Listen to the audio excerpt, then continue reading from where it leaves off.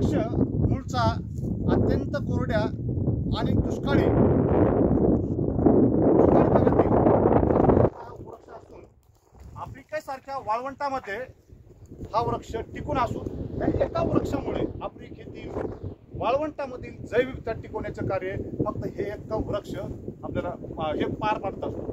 मित्रहो, या वृक्षास आपल्या ग्रामीण भागामध्ये विविध नावाने ओळखला जातो. या वृक्षास आपल्याला विविध नावाने ओळखला जातो. हा वृक्ष, या वृक्षास ग्रामीण भागामध्ये काही ठिकाणी कल्पवृक्ष, महावृक्ष, त्याला गोरक्षनाथ, गोरखचिंच या नावाने सुद्धा आपल्या ग्रामीण भागात ओळखला जातो. या झाडावरती अशा प्रकारची फळे येतात. या प्रकारची फळे येतात. अशा झाडावरती भरपूर फळे आहेत. त्याच्यापेक्षा मोठे लांब लांब फळे येतात आणि हे फळे माकडांना खूप आवडतात. ही फळे माकडांना खूप आवडतात म्हणून ह्या फळावरूनच त्यास मंकी ट्री असे सुद्धा नाव पडलेलं आहे. मित्रो, ह्या फळाचं एक आफ्रिकेतील वाळवंटामध्ये ह्या फळाचे, झाडाचे, पानाचे, फुलाचे प्रचंड मोठे अस्तित्व आहे आणि ह्या महत्व आहे. हे फळ माणसं सुद्धा खातात आणि प्राणी सुद्धा खातात. ह्या फळ वर्षभर साठवून सुद्धा ठेवतात आणि वर्षभर साठवून ठेवून ह्याच्यामधील गर हे खाऊन आपण पोट भरतात.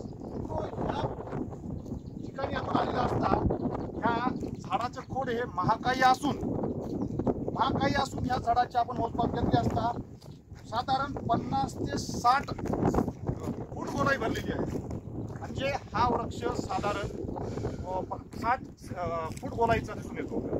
ह्या झाडाची उंची आपण साधारण पाहिली असता साधारण आपल्याला 50 ते 60 फूट इतकी उंची आपल्याला ह्या ठिकाणी आढळून येते. आणि ह्या उंची बरोबरच ह्याचे जे पूर्ण पसरलेला पसारा आहे, पूर्ण याची खूप मोठी त्यांनी जे कॅनोपी व्यापलेली आहे. मित्रो, यामुळे ह्या वृक्षाच्या आपल्या पर्यावरणामध्ये, जैवविविधतेमध्ये अतिशय महत्त्वाचं स्थान टिकून आहे. मित्र हो, आपण पाहतो या झाडाच्या एक खोडामध्ये, खोडाचा हा आकार जसं आपल्याला एवढं भव्य जरी दिसत असलं, त्या खोडामध्ये खूप मोठं रहस्य दडलेलं आहे. मित्रो, ह्या खोड हा आपल्या स्पंज प्रमाणे आपल्याला दिसून येतो.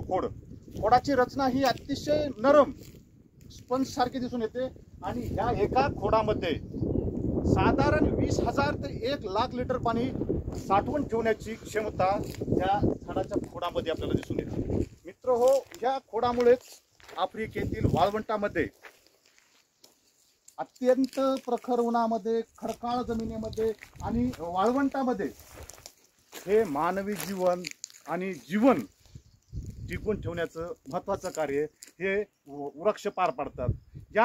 या वृक्षाच्या खोडामध्ये काही ठिकाणी घर सुद्धा करून काही लोक राहिलेली दिसतात, माणसं. आणि त्याचप्रमाणे ह्या वृक्षाच्या खोडावरती आपल्याला पाहतोय आपण विविध प्रकारची ह्या ठिकाणी पाहतोय 100 प्रकारचे पक्ष्यांनी घरटे म्हणजे खोडामध्ये ढोलीमध्ये घरटी केलेली आहेत. मित्र, यामुळे ह्या वृक्ष पर्यावरणीय गोष्टीसाठी प्रचंड महत्त्वाचा वृक्ष आपल्याला या ठिकाणी दिसून येतो.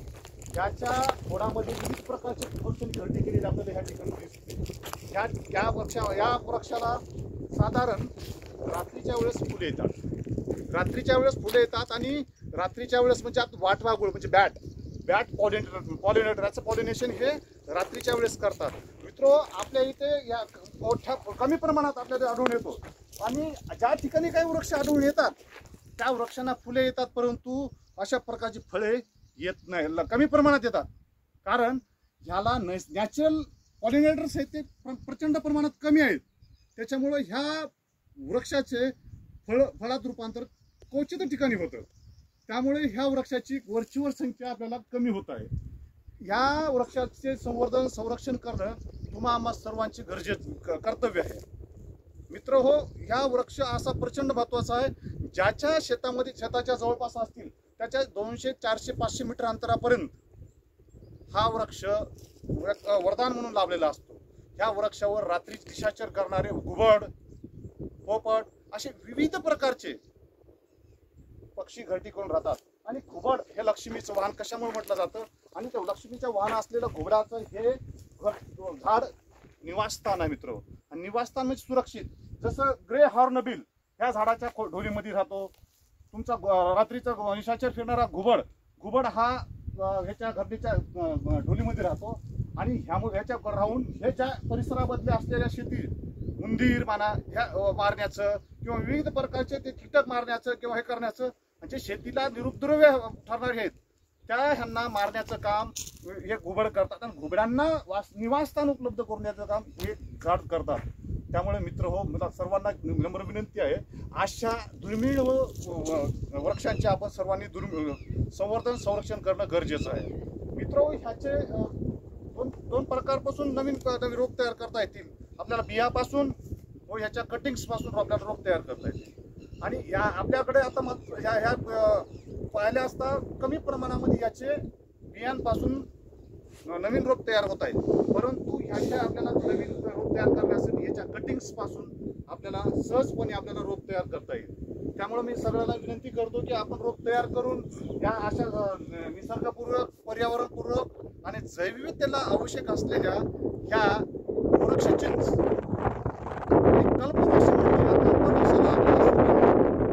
नैसर्गिकरित्या वाढवणं, संवर्धन देणं हे आपल्या सर्व मानवाचं कर्तव्य आहे. मित्रो, अशा ह्या झाडास आपण आज भेट दिली.